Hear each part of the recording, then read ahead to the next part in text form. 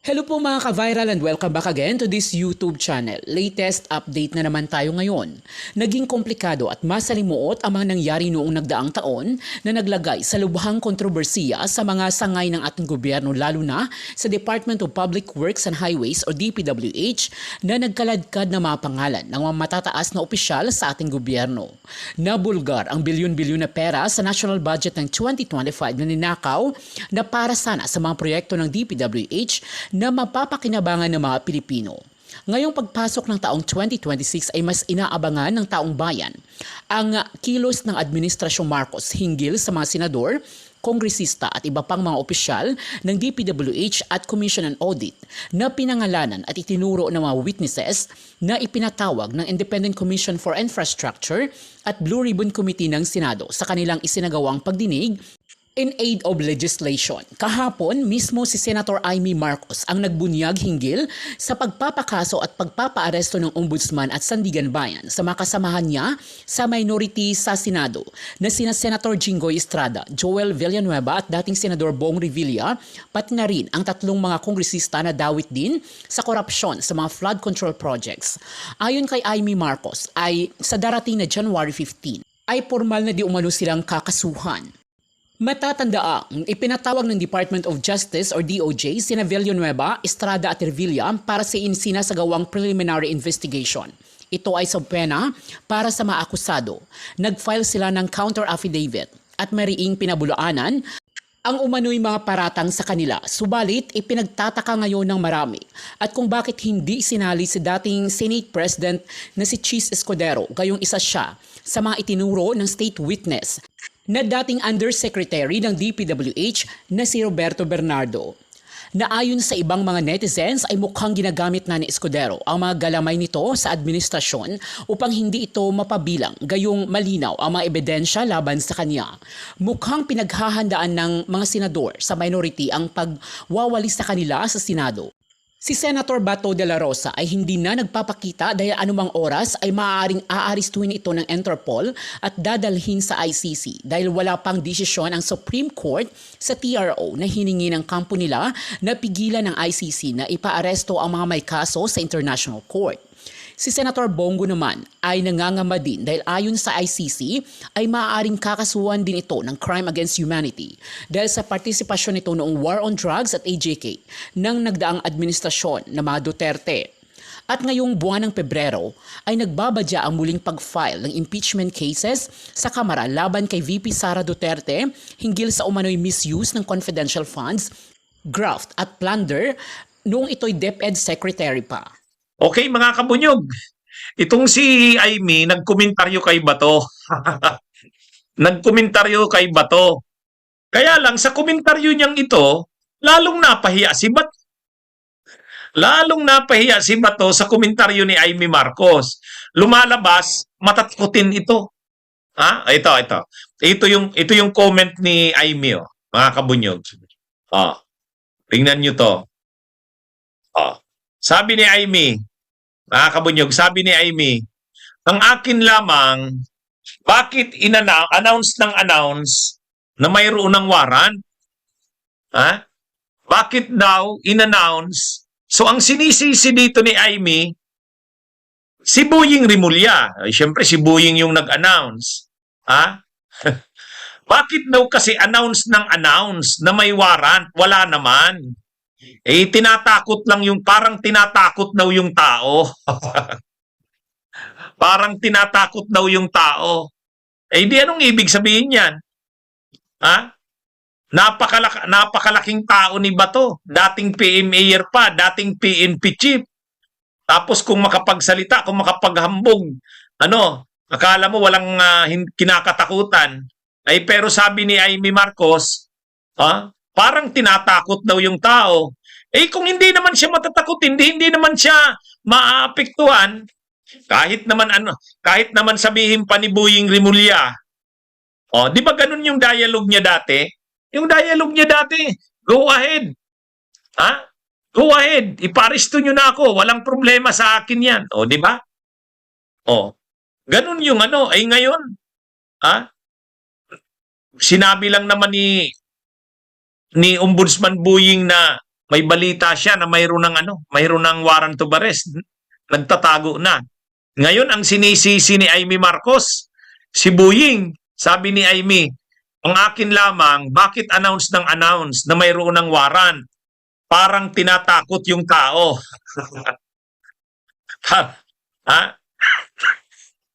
Para daw tinatakot yung tao. So, ang sinisisi pa ni Amy, mga kabunyog, ang sinisisi ni Amy, si Boying Rimulya. Kasi, ito yung naglabas ng balita na yan eh.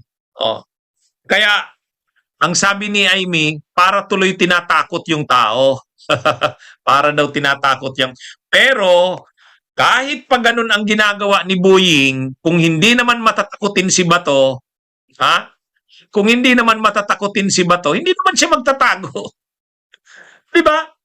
Oh. Ang comment na ito ni Amy, lalong napahiya dito si Bato.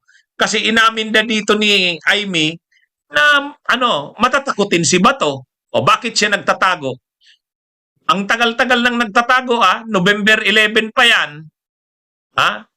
November 11. O ilang buwan na? Magdadalawang buwan na. Magdadalawang buwan na yan. Dapat nga isuspend na yan ng Senado.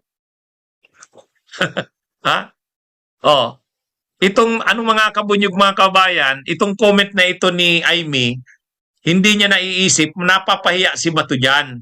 Kasi sinasabi ni Amy, bakit kasi labas ng balita na may warrant kung wala naman? Parang tinatakot nyo lang yung tao eh. Okay.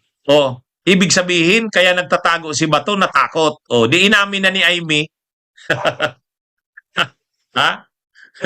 Di ba mga kabunyog inamin na ni Amy na matatakutin si Bato.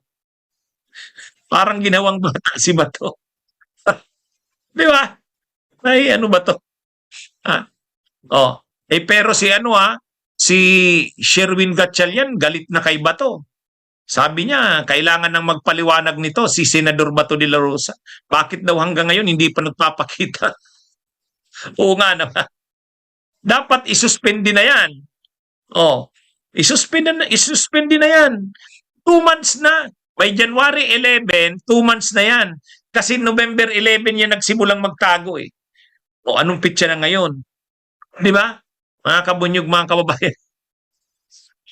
Kaya, yung mga yinabang ni Bato nung ni Bato?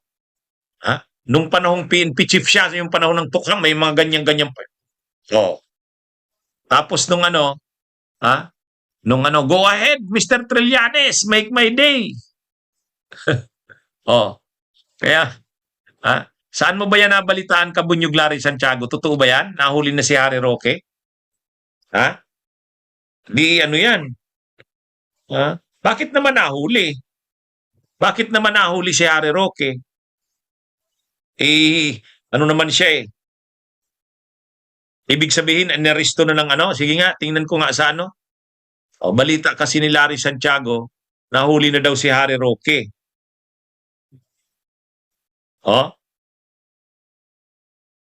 Hindi naman. Wala. Wala. Yan mga kabunyog, mga kababayan. Napakahaba nitong pagtatago ni Bato. Pag lumabas yung arrest warrant, magtatago pa siya. So ibig sabihin, ang haba na ng magiging pagtatago niya. Mga kabunyog, mga kababayan, ngayon pa lang nagtatago na siya, wala pa nga yung arrest warrant.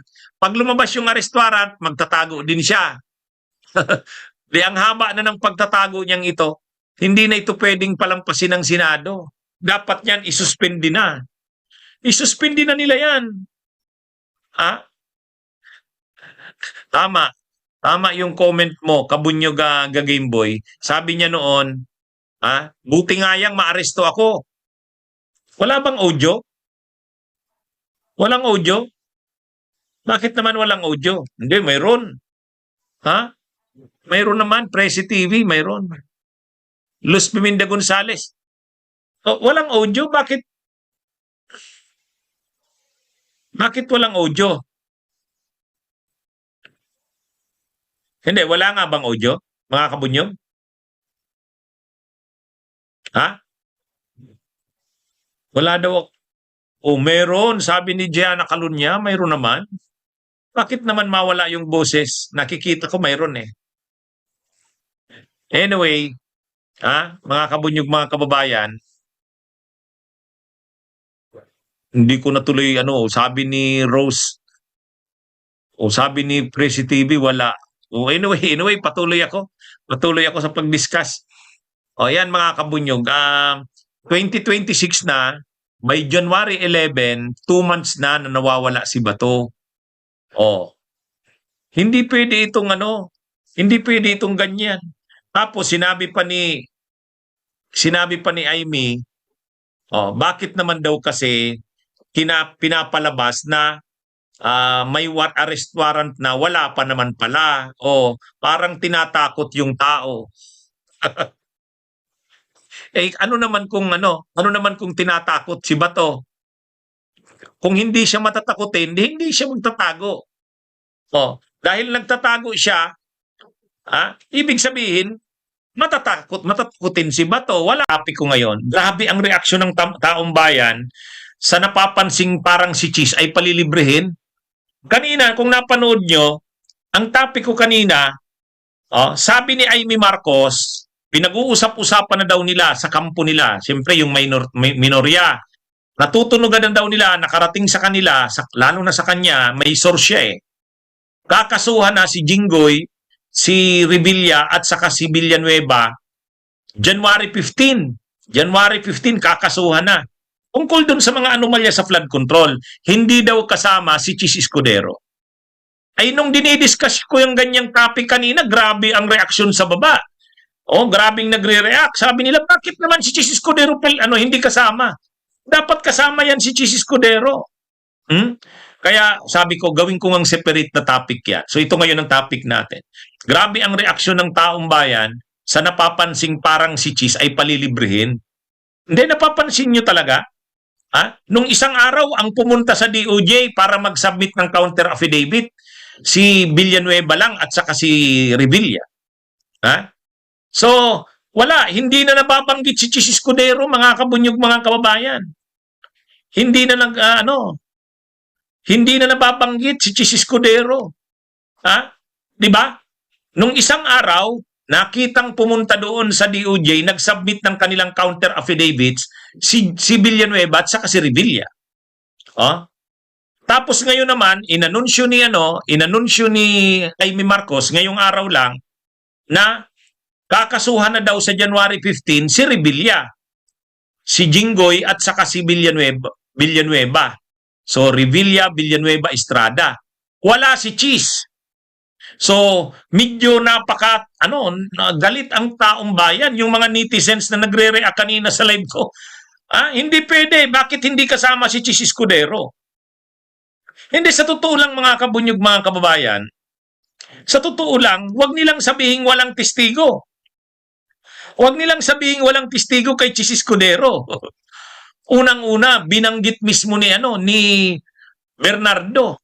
Hindi naman sinabi ni Bernardo na hindi niya nakausap si Chis. Ang sabi niya, ang medyo questionable lang kasi dito mga kabunyog, mga kababayan. Sino ba yung bagman ni Chis? Yung nagngangalang Maynard Ngo. Si Maynard Ngo. Si Maynard Ngo ay isang negosyante na Filipino-Chinese. Mayroon siyang isang wine bar sa BGC, sa Bonifacio Global City. Mayroon siyang wine bar doon. Sikat na wine bar, pero mga VIPs lang ang pumupunta doon. Mga kabunyog, mga kababayan. Doon sa wine bar na yon, mukhang magkasusyo doon, tambayan yun ni Chis. Tambayan ni Chis, yung wine bar na yon. Na pag-aari ni Maynard Ngo. Ngayon, itong si Maynard Ngo, dahil ni Chis, kadikit ni Chis, doon tumatambay si Chis. So kung may kakausapin si Chis, doon niya kinakausap. Pangalawa, itong si Maynard Ngo ay kasusyo ni Heart Evangelista sa isang negosyo tungkol sa beauty, wellness, mga ganun. Mga kabunyog, mga kababayan. Yan yung yan yung Maynard Ngo. Itong si Maynard Ngo, nabanggit din ito sa libro ni Vic Rodriguez, mga kabunyog. Nabanggit din yan, Maynard Ngo na yan, sa libro ni Vic Rodriguez. Ha? Sumulat ng libro si Attorney Vic Rodriguez, kinikwento niya yung pagkapanalo ni PBBM ni Bongbong Marcos sa eleksyon. O, syempre, pinagmamalaki ni Vic Rodriguez, siya daw ay malaki ang naitulong sa panalo ni Bongbong.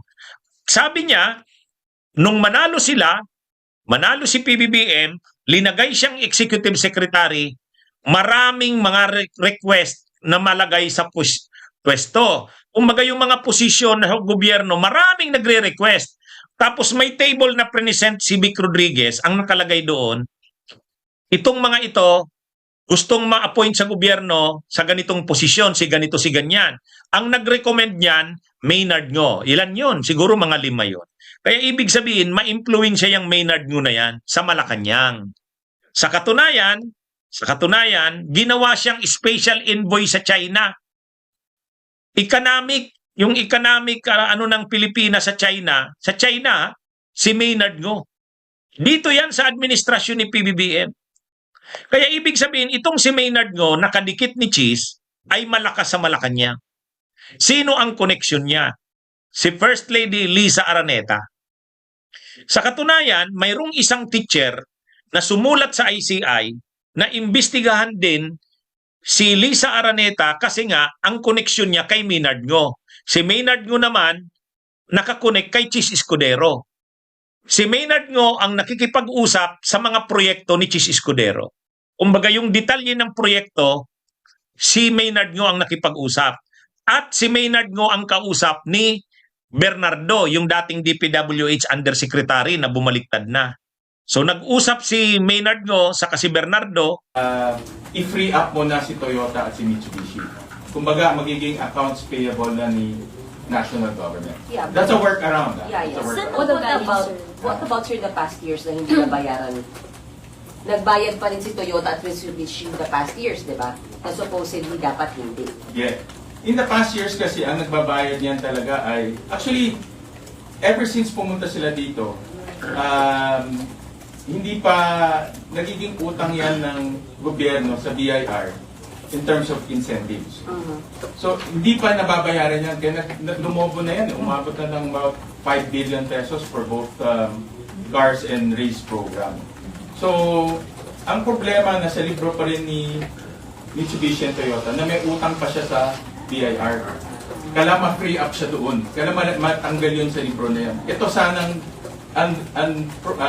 program ang solution para ma-free up na siya doon. So, bali sir, government din yung kailangang magbayad? Yes, tama. And saan namang gagaling yun sa 2026? Well, sana nga dito sa program. Sana dito sa In the program. absence of a program? Nakikita mo solution. One is yun, sa contingency. The Ng other OP? one, Agency ng Paulo. OP, sir? pwedeng OP. The other one is a book entry. Mag-usap ang DBM at ang BIR to come up with a creative solution kasi book entry lang naman to. Para ma-free up si Toyota and Mitsubishi sa kanilang accounts payable. In other words, in accounts payable ni Mitsubishi Toyota, ta-transfer sa national government. So, hindi na pag-usapan sir kahapon? Hindi na pag-usapan. Kaya nung nag-text ka, hindi ko masagot dahil akala ko wala dahil wala pang nagte-text eh. So, but nalaman ko na lang nung papunta na ako sa Malacanang. Kasi expectation nyo, walang ibibigay ng presidente. Yes, Kasi yung hindi rin expectation ko. dinaanan. But in fairness naman, sa program, wala. Unlike last year, ang nabito sa program is 26 billion nabito sa program. Tapos marami rin nabito sa special provisions and general provisions. Sir, may potential effects po ba ang pag-veto ng race tsaka ng cars sa group na? Ang potential effects kasi niya is more on reputation natin to the foreign investors na nangangako tayo, pupunta sila dito. At maganda kasi sa Toyota and Mitsubishi, factory ang sinet up nila. So may tao, may hard investments, mayroong makinarya. So dito sila nagpo-produce ng sasakyan. So ang worry ko lang, baka kumalat sa buong mundo na nangangako tayo pero hindi naman natin tinutupad. So, About sa growth, reason sir? Ha? Sa growth po, sir, wala naman. Well, hindi naman ganong kalaki no? In terms of output dahil ang vehicle naman maliit lang compared to the whole. But again, we're trying to attract foreign investors to come to the Philippines. So marami tayong naayos. If you remember, Create More is one way of fixing yung problema sa VAT refunds doon naman sa mga agriculture manufacturers. So let's as much as possible avoid reputational damage. Sir, dun sa veto message, may copy na po ba kayo? Meron. Ano yung binigay na rason ng Presidente dun sa pag-veto dun sa race? Well, sabi naman niya ay hindi masyadong detailed. No? But in general, ang sabi naman ng veto message, itong mga ito naman ay nasa loob na ng program. Yun ang, in general, yun ang nasa veto message. So I am assuming dahil nga mayroong mga amount sa program, doon na lang gagamitin o doon ko na lang kukuha para mapunuan itong veto sa program. Just to clarify, how much ulit yung utang? 5B per Toyota and Vetsubishi. Os both na po yung 5B. Ang total, hindi ko lang alam ano yung difference, no? But ang total is about 4.2 billion. Na posibleng kunin nila sa contingency ng OP. Pwede yun. Sir, ano Sir? po masasabi niyo sa mga congressman na nagpaplano raw na iakyat sa Supreme Court yung 2026 budget? Buong budget. UA. Yung UA, sir, particularly. Well, kung ang it's their right to bring up to the Supreme Court kung meron silang tingin na unconstitutional yung unprogram, but yung unprogram kasi has been there for many years. Kaya lang naman na highlight to because of that flood control at nagamit ngayong sagip for flood control projects. At kung titignan naman natin yung items ngayon, like for example yung tatlong natitira, AFP modernization, tapos yung loan proceeds to foreign assisted projects, tapos yung risk management. Itong tatlo na ito, no way pwedeng pagkuhaan ng flood control kasi very targeted siya. Yung loan proceeds pupunta sa foreign assistance project. Yung AFP modernization, pangbili natin ng bagong kagamitan. Yung risk management, ginagamit to kung mayroong mga kontrata na hindi naayos at ginagamit itong pondo para bayaran yung mga suppliers. No? Pero even in risk management, actually maliit lang yun. No? So in other words, itong tatlo na ito, walang possibility na maabuso ito. Kasi very targeted siya. Sir, can we say na free na itong 2026 budgets? May nag-claim kasi na parang may mga project na dadaan pa sa approval ng Office of the President. So parang... Well, ang ngayon, dahil aprobado na yung project, dahil aprobado na yung budget, lahat to ay nasa kamay na ng executive in terms of implementation. So sila dapat gumawa ng guidelines kung paano i-implement itong mga programs and projects sa loob ng GAA. At isa sa mga isang importanteng general provision doon ay yung tawag niyong anti-EPAL provision na linagay rin namin doon na lahat ng departments should come up with guidelines. Ngayon kasi, nung tinignan namin yung mga departments na may guidelines for anti-EPAL, dalawa lang ang meron, DSWD at DOLE. Ngayon, lahat ng departments mandato na gumawa ng anti-EPAL guidelines. CHED, kailangan, DOH, kailangan, at iba pang mga agencies na nagbibigay ng similar assistance. So, linagay namin yan sa general provisions para lahat ng agencies ay gagawa ng guidelines. At isasabit dito for our oversight review. Sir, isa po sa nagsasabing may pork pa, is si Senator Amy Marcos. Sabi niya, yung claim na cleanest ang budget ng 2026 is prone to challenge. It's certainly the sneakiest. Kumbaga yung pork tinagdag, parte-parte, very fatty ang budget. Well, lahat naman ng deliberations open to the public. At pinagdebatihan to, pinag-uusapan nito. Everyone has their own view on different programs of the budget. Iba-ibang programa. There are close to about 45,000 PAPs project activities and programs in the budget. No? So, kanya-kanyang pananaw kung ito ay maayos, ito ay hindi maayos, but that's a policy issue. No, pwede tayo magdebate sa policy issue ng buong araw o buong linggo, pero ang importante, walang debate dito sa korupsyon. Dahil itong budget na ito, sinigurado namin na corruption-free at hindi pwede maabuso. Number one, I'll give you an example. Tinanggal na natin yung overpricing sa DPWH. That's almost 20.5 billion pesos na tinanggal natin. Number two, lahat ng projects, meron station numbers and coordinates. So malalaman na kung nasaan, gaano kahaba, at i-upload din to sa transparency portal ng Pangulo. So pwede na sila magsumbong doon kung yung project ay substandard o ghost. Pangatlo, yung mga lump sum na infrastructure projects, lahat ngayon may line item na. Yung farm to market roads, irrigation projects. Dati, lump sum lang yan, 20 billion lump sum. So ngayon, naka-itemize na siya. So hindi natin pag-aawayan o hindi natin pag-debatayan kung magiging root cause ng corruption nitong 2026 budget dahil lahat ng safeguards inilagay na natin doon. But of course, implementation is different. No? Yung bidding procedures, hindi naman natin hawak. Yung bidding activities, hindi natin hawak. So, iba na yung implementation. Sir, isa pang point ni Sen. Marcos, yung FMRs, masyado raw lumaki. Naging 33 from 17 billion po ba originally? Bakit nga po ba dumoble?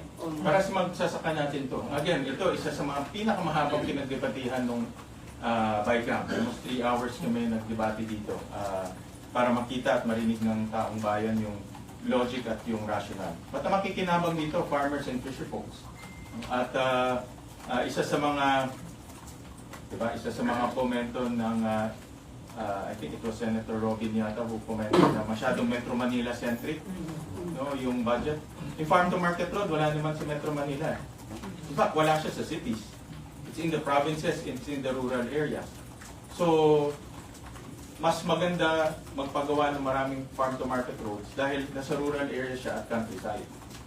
Hindi siya nasa urban center. So, kaya isa sa mga to spread out yung infrastructure projects is through farm to market roads. Sir, isa na lang, sorry. Saka lahat yan may coordinates ha. Lahat yan meron din nasa master plan rin yan. So hindi kami naglagay ng farm to market roads na walang coordinates and wala sa master plan. Sir, isa pa, sabi po ni Sen. Aimee, ang theory niya ay this will be used for impeachment. Yung pagpaparte-parte ng, yung kumbaga paglalagay ng budget sa iba-ibang parts. Kanya-kanyang bao, kanya-kanyang theory. So I cannot comment on her theory.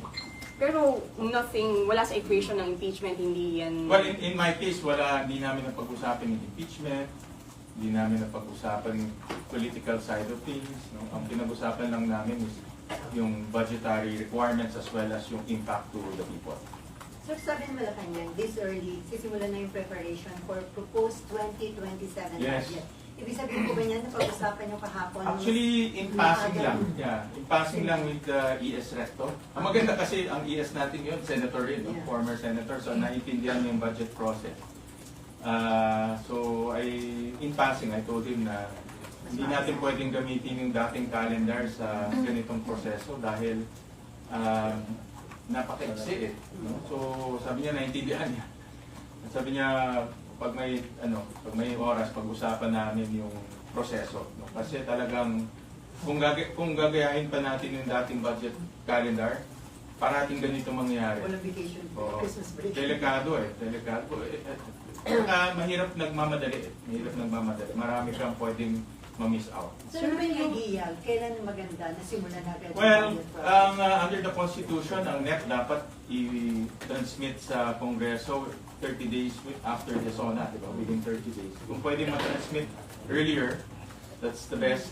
At kami naman, mag-hearing na kami pag nag-transmit na sa amin. Kasi anong nangyayari, diba, inaantay namin yung Kongreso House matapos bago Senate. That's siguro almost 2 months. So, instead na 2 months ma-delay, 2 months namin in advance ang gagawin na hearing. Sir, balikan ko lang yung yung unprogram funds. Balikan ko lang yung unprogram funds. Up to what level ba ng bureaucracy ang pwedeng makialam? Kasi sabi nyo na abuso in the past. So paano na abuso Kung halimbawa ang presidente lang ang may kapangyarihan na magpaikot ng unprogrammed funds, how did it happen? Okay. Tinanong ko yan nung hearing dito sa Blue Ribbon. No? Ano ba ang proseso sa unprogrammed? Dalawang tao lang nag-uusap dyan. In the case of infrastructure and flood control, dalawang tao lang. Ito base sa hearing to, this is on record. Number 1 is the Secretary of the DPWH. Number 2 is the Secretary of DBM. Silang dalawa lang nag-uusap niyan para mapalabasin ang program. Kaya naabuso dahil dalawang tao lang nag-uusap. So, yan naman ang tinanggal natin ngayon dito sa budget. No? Dahil nga, pag ganyan na magiging proseso, hindi, kagaya dito, hindi namin nakikita po anong mga project. Silang dalawa lang biglang papasok yung project. So, hindi siya transparent. So sino na ngayon, sir, ang may authority? Wala na ngayon. Since tinanggal na namin yung sagip, lahat ng proyekto papasok na ngayon sa Kongreso at Senado. Sir, yung anti-EPAL provision po ba, kailangan niyo ilagay every year? Or, Yes. kasi sir, di ba usually pag election year, like what happened this Yes. year, ang daming politiko na umaakyat kapag nagbibigay ng cash. Actually, yung tinitignan ko yung mga memorandum circulars, ang DOLE at ang TSW, ang mayroong memorandum circular na every election may anti-EPAL. So, ang ginawa ngayon, in this budget cycle, ginawa ng every year, hindi lang election year ang may anti-EPAL. Every year, anti-EPAL, not every year, every day, anti-EPAL. But you have to put it again for the Kailangan eh. Kasi this is a, in fact, this is a budget law. No? So, since napasok siya during the budget process, dapat ipasok siya ulit. So, di ba pwede magkaroon ng legislation na anti-EPAL? Pwede rin. I think that's a good idea. Pwede rin yun. I think, Sa area may ganun na dati, meron ba? anti-EPAL. Pwede rin. Pero sir, di ba dahil walang penal provision kasi nga bawal sa isang appropriations Yes. bill, may batas na po ba tayo ngayon na magpaparusa dun sa... Actually,